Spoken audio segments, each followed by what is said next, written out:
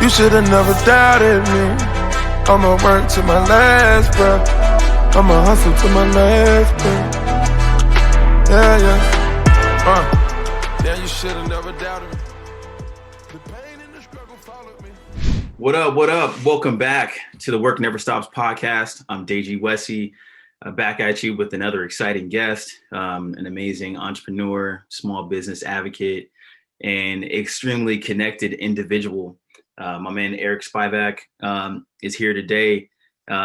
People always say, hit my guy up. My guy can get anything, and their guy can't always get anything, They, they either don't answer their phone or you hit them up and like, oh yeah, I got that for you. I'll get back to you. And they never get back to you. Well, Eric's the guy that can get anything for you at any given time, any given moment. And he's extremely responsive for somebody who's so busy, who's engaged like the way he is.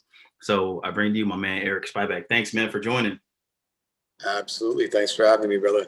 I appreciate it. And we'll look forward to hopefully motivating some people and giving them some insight to just different ways of viewing the hustle and keeping the work flowing, because it never stops.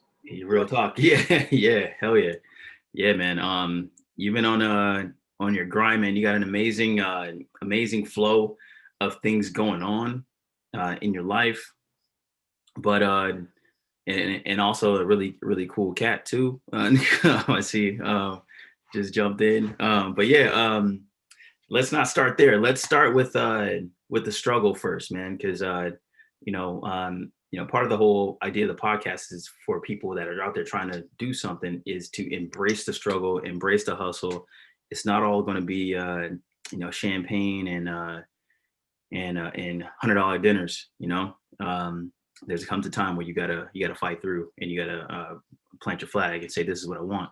So anyway, when's a time where you had to do that, man, where you had to say, no, this is what I want. I'm pushing through here. Yeah, man. I feel like in entrepreneurship and making that jump to kind of leave the safety net of a job and a consistent paycheck, it's a daunting thing. And unless you have some form of guidance or peers or mentors, it's even more of a form of obstruction and adversity, because you have to wrap your mind around not being afraid of the unknown. And I remember that, growing up, I was raised in a single parent household with my mom working nights, weekends, holidays for the airlines. And she would meal prep for me and be gone. And if she worked a double or overtime, like, she'd be gone. And my dad lived in New York at the time. I lived in Tampa Bay. So, I had a lot of time to myself to try to find myself and find things that I was good at and find things that I was bad at and shouldn't be going or should be getting better at so I can do them. I found myself in a situation where I was really into online games way back when, at the start of the internet, so to speak. And I ended up at like 15 or 16 years old building out a business within one of these games because I wasn't making enough money. I was in school. I was in middle school and into high school. I was already hustling mixtapes to no stop by putting little cards and notes in people's lockers. I was already hustling weed and twisting off soap dispensers and putting grams in there and picking up cash and sending them to different bathrooms. Mm-hmm. I went to a magnet school, so buses from all over the different counties would come together, and kids would come sometimes 2 hours to these transfer stations to go to a specialty school.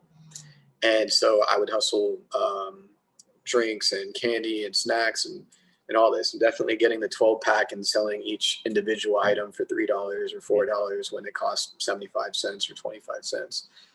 But yeah, I was just always trying to find the money, always trying to better myself, because I saw how hard my mom was working and I saw how hard my dad was working. And I looked around and I kind of felt that for all that work, like, and I'm young at this point, I don't know anything about anything. I see how much they're gone and how hard they're working. And I'm just like, okay, well, if I'm going to school to get a good education so I can get a good job, so I can put food on the table and take care of myself and others, if I can do that without school and without the education, then without the job, then I can basically just save a lot of time if I leave school. And I left. I dropped out of school my sophomore year, and I was making money through all these different funnels and revenue streams. And, I started figuring out how to face obstruction and adversity firsthand and head on. If the wall's in the way, you go around it, you go under it, you go over it, or you break through it, but you can't go backwards. So yeah, basically coming up with this online game, I ended up building my collective in the game to around 150 members. Okay. And I had to be dedicated being on there every day at a certain time and rallying everybody else to be there online at the computers, wherever they were in the world, to be online during that time to accomplish goals within the game. And what we were doing was, me being the leader or the boss or whatever you want to call it, I think it really added to my leadership skills and independent hustle and project management and team building. And it taught me so much. I was building message boards. I was coming up with a name for the whole thing to fall under. This wasn't an LLC. It wasn't a legitimate business. It was all throughout this online world. And most of these people were in their mid to late 20s, early 30s, established in life with, jobs and whatnot. And here I am, 16, 17, telling them be online at 9 o'clock Eastern. and we're all going to knock out this enemy, and whatever we don't need, we will sell. And then from that sell, I will pay off whoever I need to, who helped me knock over that boss to accomplish the yield of whatever the reward was for beating it.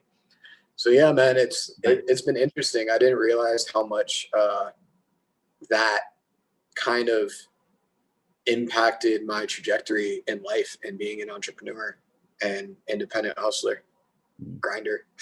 Yeah, well, it's funny because I meet a lot of successful individuals, and it's funny how at 15, 16 years old, we were exhibiting these behaviors that that we're doing still every day at like 30 something years old. It's like, damn, I didn't know what I was doing back then, but damn, but, right. Damn, it's this shit works. But it's in you, man. I wish I was confident enough to express what I was doing and how I was doing it, but me figuring out the process and then in retrospect looking back like, oh, that actually is a small business. Yeah. That's actually, you have 150 people that are ready to go to war for you at any given point in time. And they're following your instructions and your directions. And if somebody's not following instructions and not up to par, I can kick them out and replace them with somebody else. I didn't even realize that it was a business at that time, But had I had support from peers or people that had legitimate businesses, off of the internet or even on the internet back then, I feel like I would be a fucking monster now. Yeah, man. Even more so, rather. Yeah, I was gonna say, you are a monster, bro. Come on, man. Yeah, that's what's up, though, man. It's a really one of those things where like necessity is the mother of invention. It seems like at every angle you were seeking to express yourself, in an entrepreneurial way. No matter what it was, if it was any of the drinks or the weed or anything like that, you were trying to express this sentiment that you had within you. That's what's up, man. So let's move into what you're doing right now, because I usually don't move this fast into it, but I'm anxious to kind of get that out there to the people.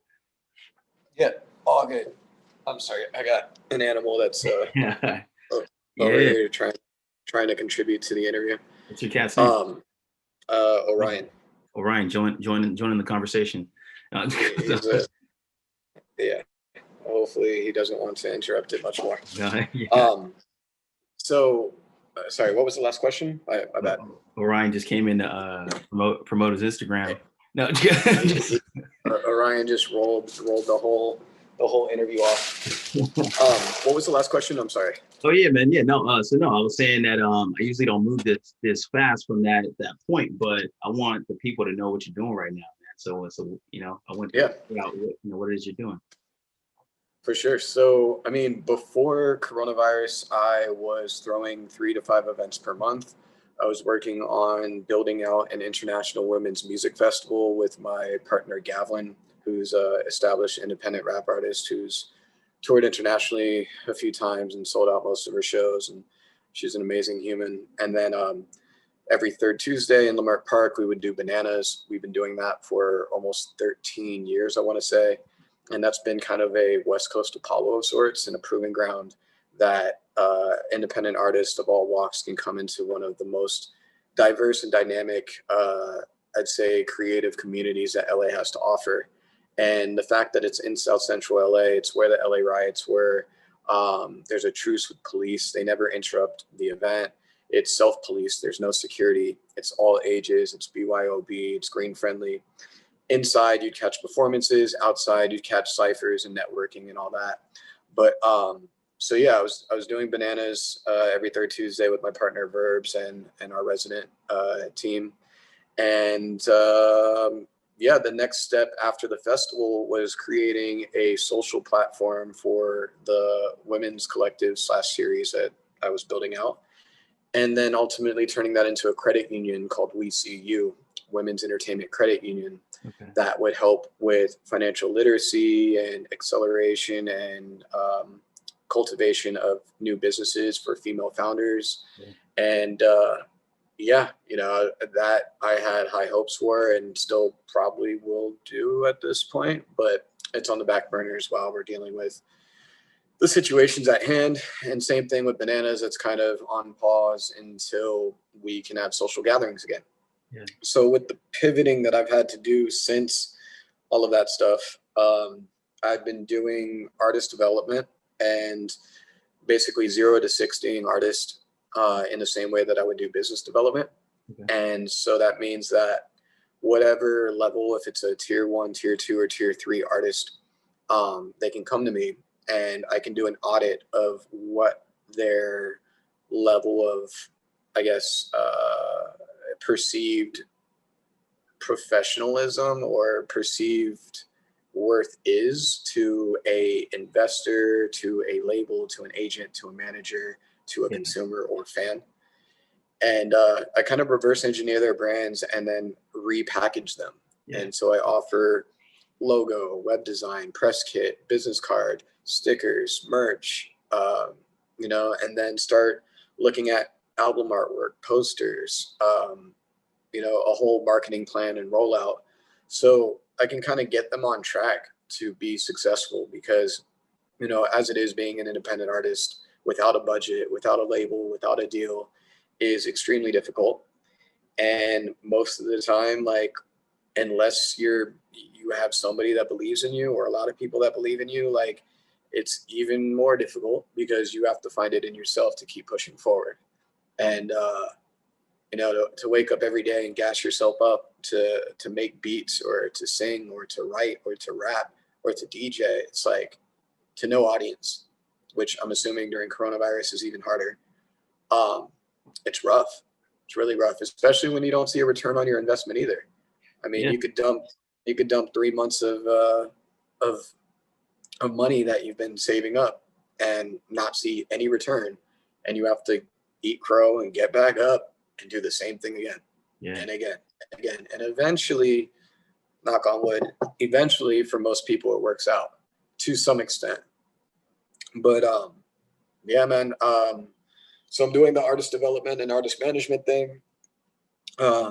There's a DJ producer named X23 that I'm developing and working with right now. She's doing electronic music, but also like G house that mixes hip hop with dance music. And then my personal brand, I'm doing what I do, providing accessibility and availability to anyone that needs anything, anywhere, at any time. meaning in which what you started saying at the beginning, you know, now you got a guy for that. If there's anyone that needs anything anywhere at any time, like, you can typically call me and I will be accessible and available to source whatever it is you need, as long as there's a budget and, you know, people are about their business. So that could be a Lamborghini, that could be a Rolls Royce, it could be a mansion, it could be 50 pounds of bud, it could be a warehouse to do a clothing factory, it could be sourcing international products, it could be management, development, sync and licensing deals, like literally anything across the board in any industry. Yeah. But yeah, I've been doing a lot of that, and that's been great. I've been sourcing a lot of really great things for really powerful and influential people. And before this call, I just got asked to be a host for a show on Complex.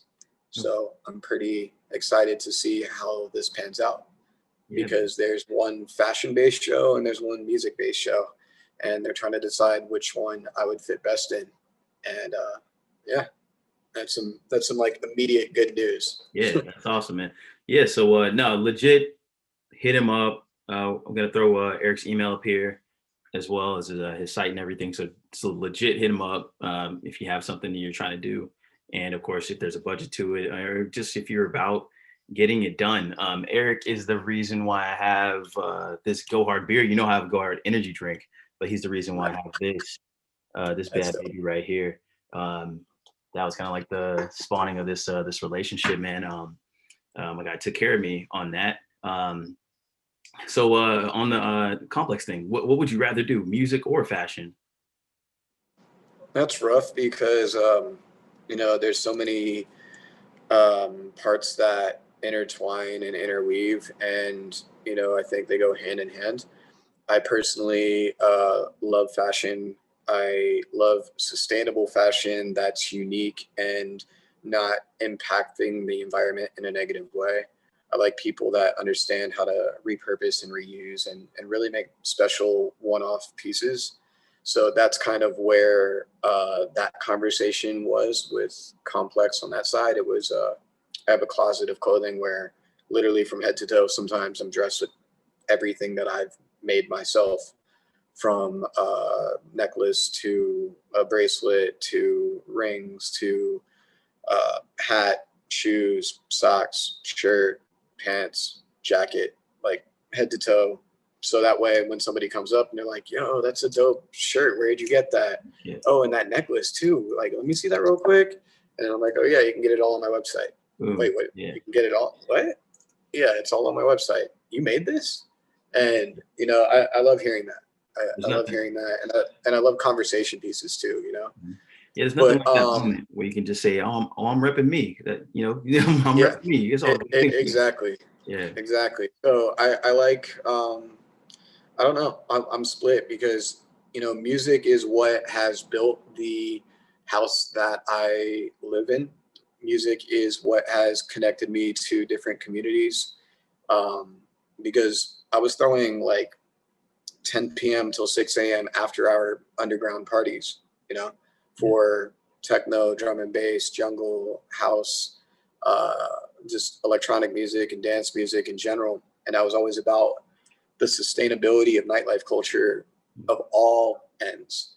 But then on the flip side, I'm also with the independent, underground, hungry hip hop artists.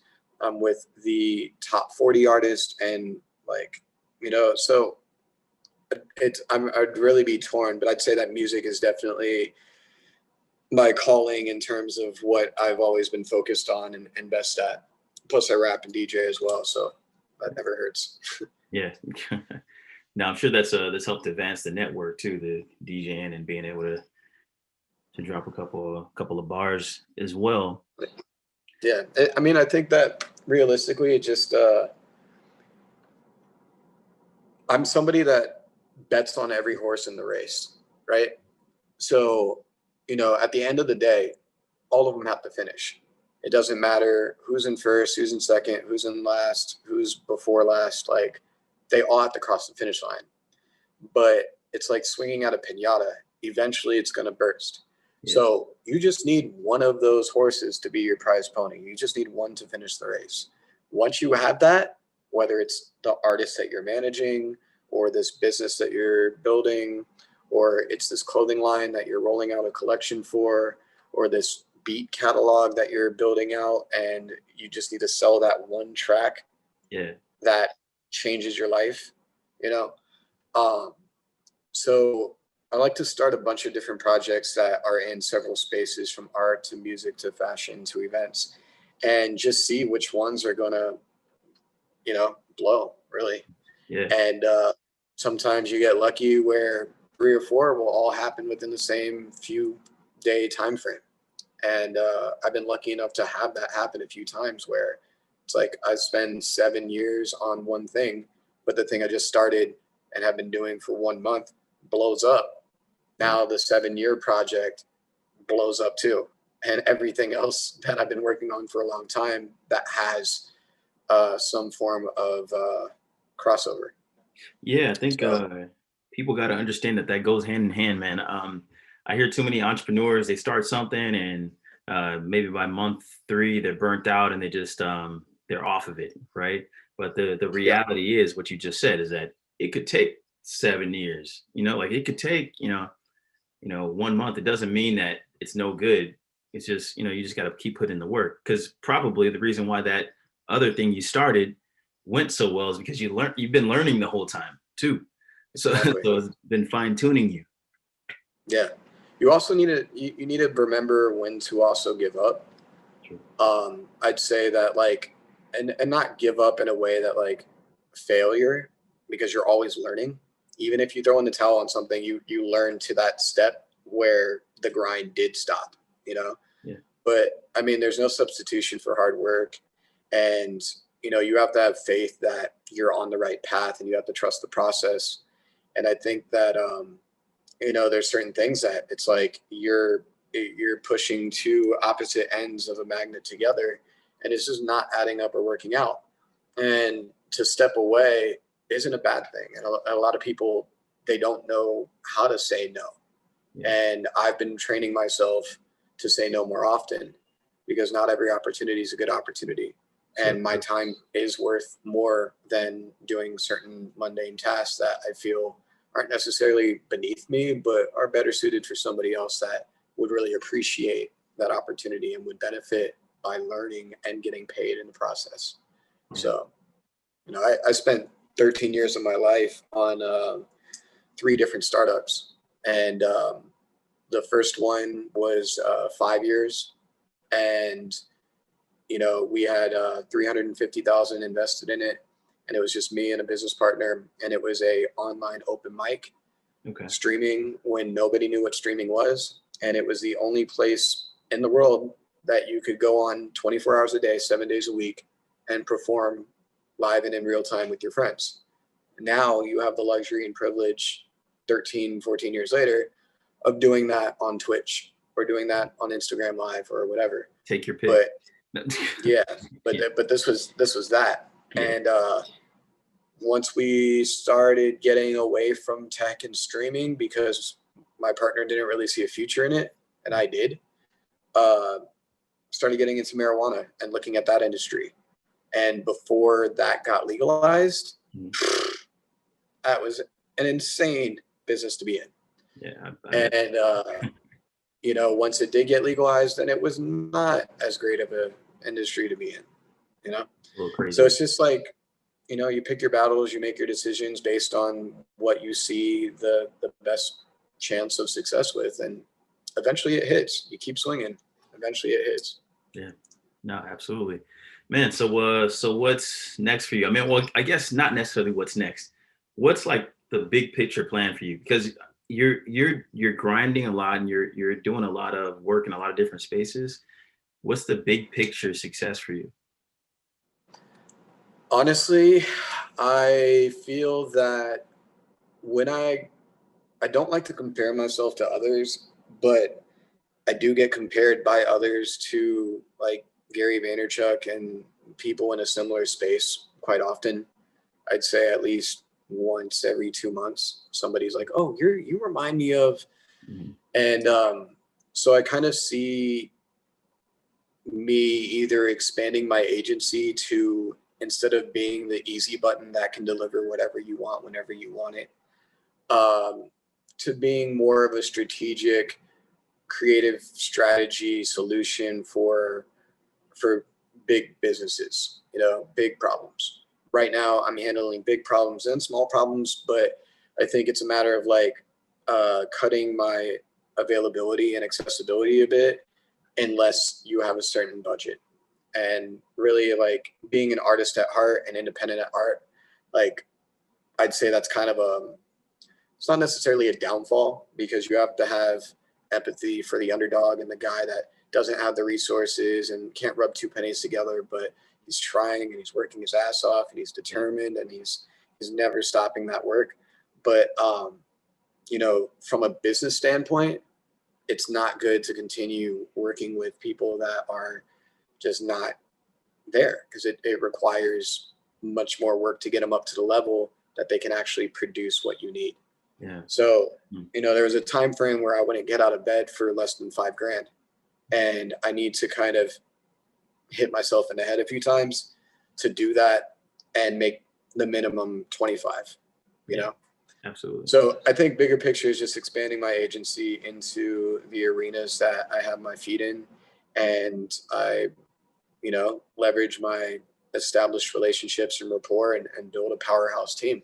Because, as much as I'd like to do everything, I know that I can't. Yeah. And I hate using the word can't. Yeah, I feel but, yeah.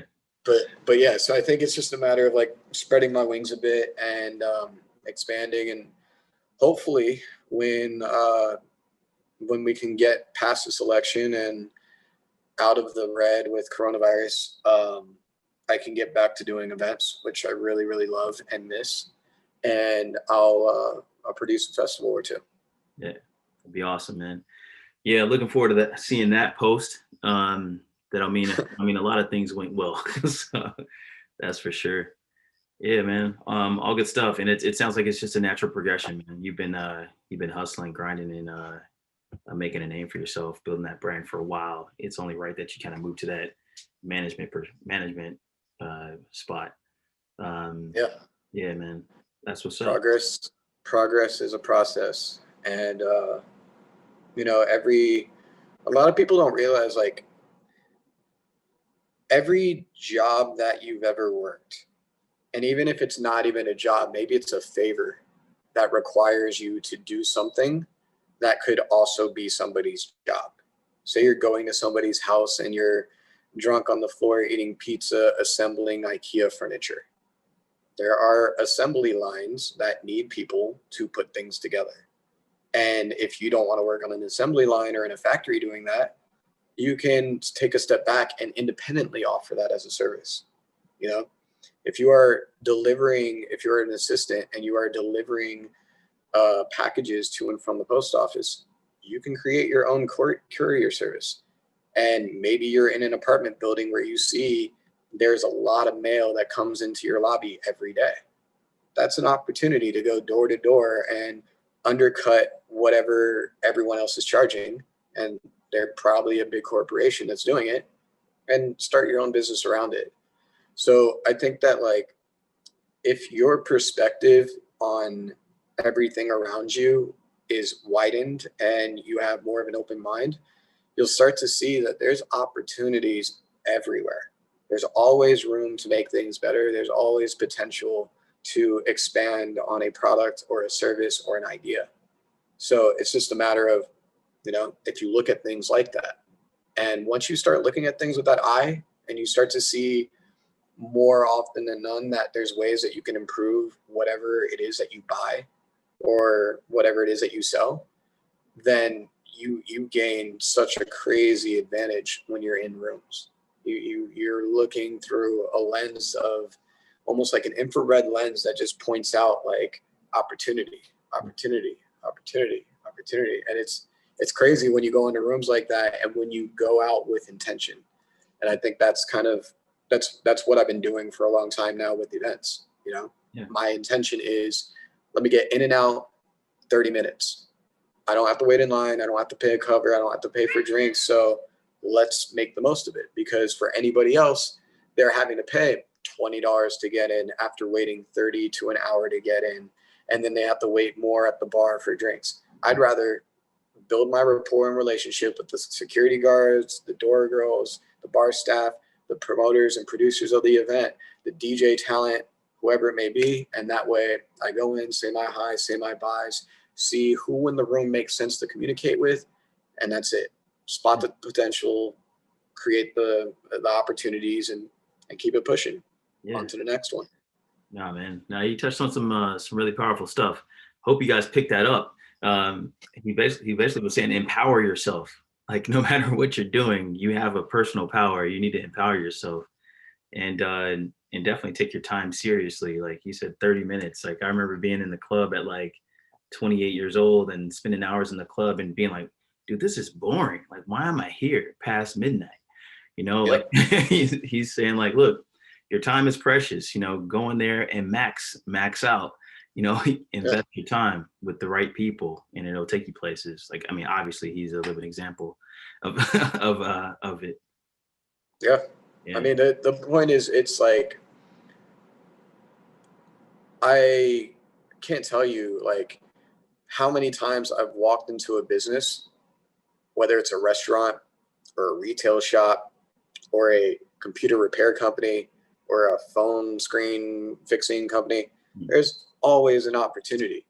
That retail shop has an opportunity for additional distribution and marketing inside of their bags that they put the shirts and jeans and shoes into. True. Right? Yeah. It's real estate that goes out the door. So if you have 100 sales per day, you can say that per week you're sending out 700 pieces of material, you know, and you multiply that by 10, boom, you can sell that traffic and that real estate in that bag, because you know the demographic of buyer. If you're footwear or leisure wear or streetwear or whatever, you can sell that. If you are a computer repair shop, you know that people coming in have a problem that your goal is to solve. So maybe you can sell them external hard drives. Maybe you can sell them USBs. Maybe you can upsell them a refurbished monitor or other things that will not only give them more value than they came in expecting, but also like make a significant impact that's lasting, so they come back to you. Yeah. So you become a repeat customer. There's restaurants with menus that, you know, they're outdated and they can be revamped, and there's places that don't have delivery services, and just you offering, say like, look, you can give me 3 months of free food because I love your place so much, or you can pay me this amount every month as a retainer or whatever, and I will set you guys up on Grubhub, DoorDash, Uber Eats, Postmates, Caviar, etc. Yeah. You can do that in a day and get paid $1,500 a month for 3 months. That's not bad. So, always, you know, always opportunities. Yeah. Always. There's always something there, man. For sure. What's up? I said you just gotta see him. I mean, I can point him out in any room in any scenario, but you know, once, like I said, once your eyes are open for that and you're interested in going in with the idea of how can I make things better, then you're playing a whole different ballgame. Yeah, that's one thing during the Corona times. You know, I was looking at different businesses and seeing who's creating value and who is in extreme survival mode and acting like it. I don't know why, but in this time, and like the most important thing, it seems to be like, look, if you can't make max revenue, at least create value for your customer. And some of these businesses out here just did not understand that, and they're probably not around, or they're probably not going to be around once this thing is over. Right. Yeah, but like you said, if a company's adding value with the customer, like, I'm coming back, I'll be back, and I may you know, become more loyal, you know, after this transaction, because this time is crazy right now anyway. So I'm gonna remember that shit. so yeah. I mean, if you can't operate at 25%, which is like not part of your business plan, and we understand that, like, chances are you're on your way out. So you should maximize the value that you're giving to your loyal customers. That way they overcompensate for your loss to try to bring you back to 50% or 70% or whatever.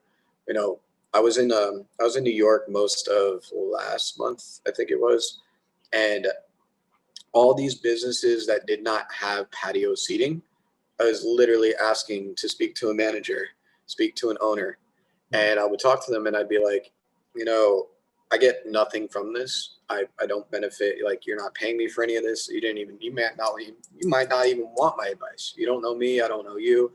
I like the meal that I just had. The service was immaculate, and I see that you guys are empty and you don't really have seating or anything. And I just want to say that, like, I don't want to see you disappear, because I'd like to come back. I'd like to repeat this experience and bring others here, because this food was so good and the service was so good. And the guy's like, oh man, you know, that means so much to me, but you know, I think I'm going to lose my lease next month, and you know, I don't know what to do. I'm sweating. And I'm like, you know, you have this whole private parking lot. He's like, yeah, it's the neighbor's business. He already moved to Germany, and he doesn't even use it. And he said we can do whatever we want with it. I'm like, what? So he's like, yeah, I don't know how to use it other than like maybe valet parking or something, but then I can't have the people inside my business. So I don't even know how like that would even make sense. I mean, and how much am I going to make per car? $10 for parking? Like, what? And I was like, I pulled up this little sheet that I made, which was from Home Depot, Lowe's, and IKEA. And it had 3 seat variations and some wood and planks to create outdoor seating, to create an off the ground little, okay. To make outdoor seating and an off the ground patio. Yeah. And I was like, if you want to get into the bad weather time, here's heat lamps. Put these heat lamps in the middle of 4 benches with 3 seats on each side of each bench, and now you have potentially 12 people that you can seat here, or you can add 2 more chairs at the heads of each table. And you know, he was like, I never thought of that. I see the other guys doing it. I never really thought that I could do that, but I guess it is really that easy. I was like, yeah, and you could probably pay someone to do it for next to nothing right now, because people are hungry. Yeah. People would do it before because they were hungry, but people will do it even more now. So you could have this up probably in 48 hours. And sure enough, like I watched his Instagram, and I was super, super, super impressed, because he started doing it. Yep. Started building it out and showing the process, and you know, a week later, operating outside. Nice. I don't know how well he's doing. I haven't been back, but you know, it was just good to see that like my word and advice was taken at face value and implemented into action, and he made the investment instead of just giving up, which would be very easy to do.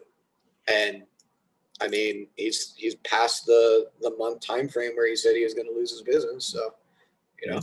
Yeah. No, but that's it. There's the opportunity if I want to charge for that. Yeah. I want to charge consulting, or if I want to buy all the materials and deliver it all and package it all and resell it, or I can just give the advice and call it a day. But those are the levels to this. Yeah. Co-signing. Oh yeah, man. Nah, it's out there. If you still got some fight in you, there's an angle, there's something out there. So definitely. Anything else you want to? I feel like that was bonus, but anything else you want to say to the people? Just you know, the work never stops. Yeah. It stops when you stop.